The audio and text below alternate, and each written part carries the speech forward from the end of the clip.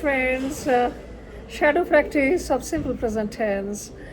I have already given you the importance of shadow practice, but I would like to say that how to practice, on simple sentence, simple present tense.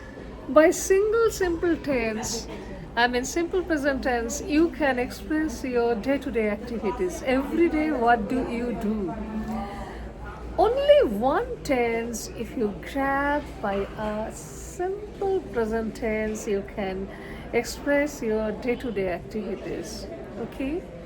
That's I go. I is the doer, go is the action verb. Okay? You don't need any other helping verb or any other thing. So, first to see how to practice. I get up early in the morning, I wash my face, I go to market, I come back, I take a cup of tea. After tea, I read newspaper or I talk to the members of my family.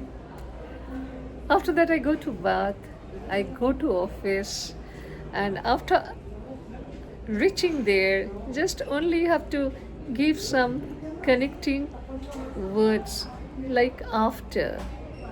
Okay, after going there, yeah, I attend office, I do my official job, I finish my job.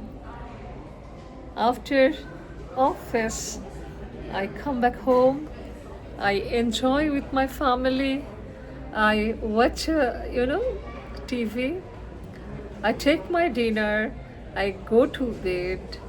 In this way, you can express yourself about the day-to-day activities. What do you do? Day-to-day activities means your routine, your schedule. Ah, is it not amazing? By a single tense, you can express your day-to-day work. Why do you go to complicate the expression of English? So be confident, follow me.